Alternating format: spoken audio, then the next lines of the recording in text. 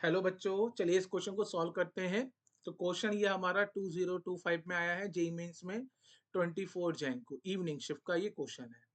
तो क्वेश्चन को रीड करता हूं मैं। The elemental composition of a compound is 54.2% carbon, 9.2% hydrogen and 36.6% oxygen. If the molar mass of the compound is 132 gram mole inverse, the molecular formula of the compound is। तो बेटा आइए सबसे पहले सीखे इस क्वेश्चन के कॉन्सेप्ट को। Concept क्या कहता है?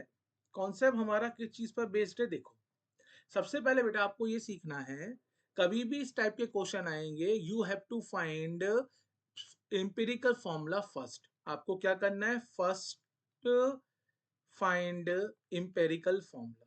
सबसे पहले आपको क्या करना है? अपना एक इम्पेरिकल फॉर्मूले को फाइंड करना है। इम्पेरिकल फॉर्मूला फाइंड कैसे करते हैं जल्दी से मैं आपको सिखा देता हूं। आप क्या करोगे? इम्पेरिकल फॉर्मूला के लिए आपको सबसे पहले लगाना है स्टेप नंबर 1 कि जो भी कंपाउंड है, कंपाउंड के अंदर calculate calculate moles of calculate moles of each element present in compound. Each element present in compound. आपको कंपाउंड के अंदर जितने एलिमेंट हैं उन सबके क्या फाइंड करने हैं? मोल्स फाइंड करने हैं। और स्टेप नंबर 2 में आप क्या लोगे? Take simplest ratio. Take simplest ratio of moles. Take simplest ratio of moles. आपको मोल्स का क्या लेना है? सिंपलेस्ट रेशियो लेना है। तो पहले तो आपने इंपिरिकल फॉर्मूला फाइंड करा। अब जैसे ही आप इंपिरिकल फॉर्मूला फाइंड करोगे आपको रिलेशन पता होना चाहिए। That is molecular formula is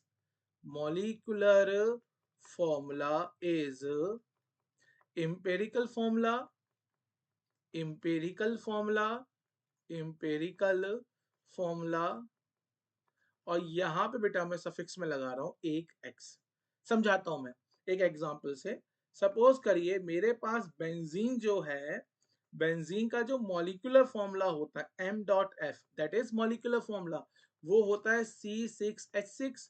और बेंजीन का जो एम्पिरिकल फॉर्मूला होता है वो होता है CH। इसका मतलब आप इसको कैसे रिलेट कर सकते हो? Molecular formula C6H6 is equal to empirical formula CH और साथ में x। तो यहाँ पे x की वैल्यू क्या हो जाएगी बेटा? x यहाँ पे हमारे लिए हो जाएगा 6। अब ये x निकालते कैसे हैं? x का मतलब होता है, सबसे पहले x एक पॉजिटिव इंटीजर है। x हमारा एक पॉजिटिव इंटीजर है और इसकी जो वैल्यू होगी दैट इज ग्रेटर देन और इक्वल टू 1। x की वैल्यू, मिनिमम वैल्यू x की 1 हो सकती है। अगर x की वैल्यू 1 हो जाएगी तो मॉलिक्यूलर फॉर्मूला इंपिरिकल फॉर्मूला हमारा सेम हो जाएगा। ठीक है, अब देखो जरा। अगर मैं इस वाले रिलेशन को फिर से अप्लाई करता हूं, molecular formula is equal to empirical formula और x। यहां से x आ गया molecular formula upon empirical formula. या फिर आप इसको लिख सकते हो molecular formula mass, molecular formula mass upon empirical formula mass, molecular formula mass upon empirical formula mass, empirical formula mass. ठीक है, आओ जरा समझो। अब आते हैं क्वेश्चन पे। ये मैंने कॉन्सेप्ट सिखा दिया, ये पूरा कॉन्सेप्ट मैं इस क्वेश्चन में अप्लाई करूंगा। तो देखो बेटा आपको करना क्या है, सबसे पहले जो आपको एलिमेंट की कंपोजिशन दे रखी है कंपाउंड के अंदर, कार्बन, हाइड्रोजन और ऑक्सीजन की। तो सबसे पहले हम इसका यूज करके क्या फाइंड करेंगे अपना? सबसे पहले मैं फाइंड करूंगा इंपेरिकल फॉर्मूला। ये मैं आपको अप्रोच सिखा रहा हूँ क्योंकि क्वेश्चन के अंदर आपको मोलर मास दे रखा है, मतलब मॉलिक्यूलर फॉर्मूला मास दे रखा है आपको। तो कितना गिवन है? ये 132 ग्राम पर mole inverse.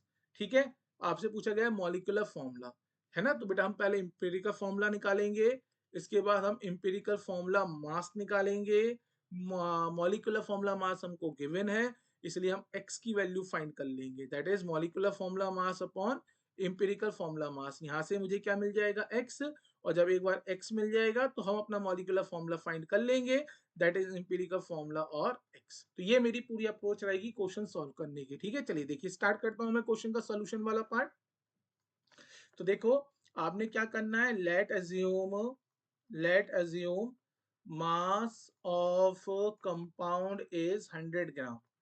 Late assume mass of compound is 100 ग्राम। आपने कंपाउंड के मास को अज्यूम कर लिया। सो आपके पास कार्बन गिवन है, आपको आपको क्या गिवन है, हाइड्रोजन गिवन है, ऑक्सीजन गिवन है।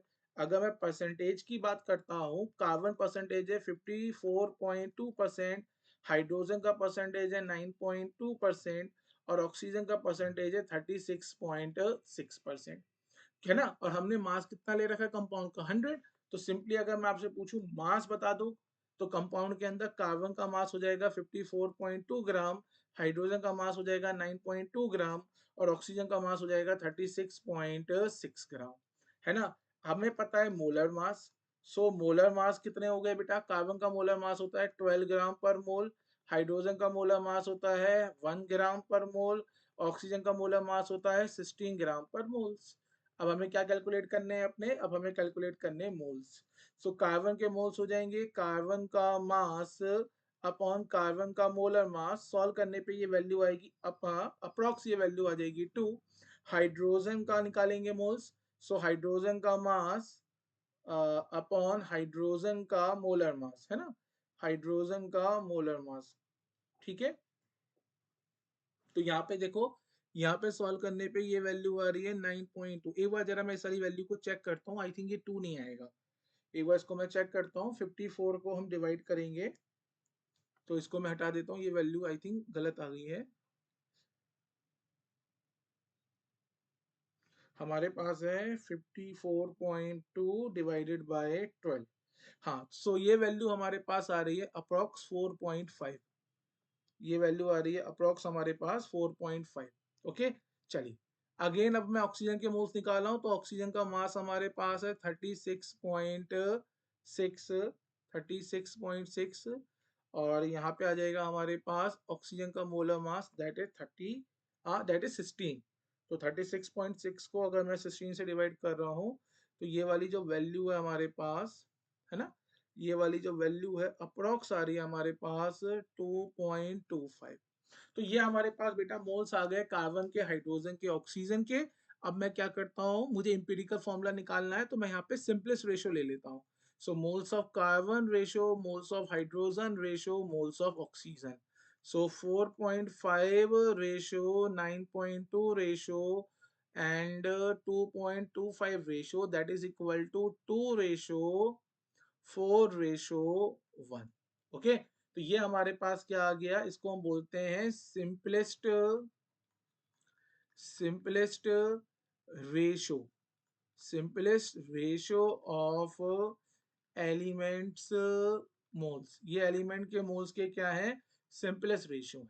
सो यहाँ से बेटा हमारे पास इंपेरिकल फॉर्मूला क्या बनेगा, so the empirical formula is C2H4O। जब इंपेरिकल फॉर्मूला आ गया, अब आप यहाँ से क्या कैलकुलेट कर सकते हो, empirical formula mass, empirical formula mass। So the empirical formula mass कितना आ जाएगा, कार्बन का एटॉमिक मास कितना है 12 इंटू 2 कार्बन है इंटू 2, हाइड्रोजन का कितना होता है 1 इंटू 4 हाइड्रोजन है 4, ऑक्सीजन का होता है 16 इंटू 1 ऑक्सीजन है। तो जब आप इसको सॉल्व करोगे तो एम्पेरिकल फॉर्मूला मास आपके पास आ जाएगा 44, है ना, 24 प्लस 4 प्लस 16, तो ये आ जाएगा आपके पास 44। अब क्वेश्चन में क्या गिवन है, क्वेश्चन में आपको मोलर मास गिवन है, क्वेश्चन में आपको मोलर मास गिवन है, मोलर मास गिवन है, molar mass of compound, molar mass of compound ये कितना गिवन है आपको 132। सो हमारे पास रिलेशन होता है बेटा, कैसे होता है कि molecular formula is equal to empirical formula into X. और यहाँ से x की वैल्यू कैसे निकालते हैं, molecular formula mass upon empirical formula mass. So molecular formula mass कितना है 132, एम्पिरिकल फॉर्मूला मास हो गया 44। जब इसको सॉल्व करोगे ये 3 बार कैंसिल हो जाएगा। तो यहाँ से आपके पास x की वैल्यू कितनी आ गई 3, x की वैल्यू 3 हो गई।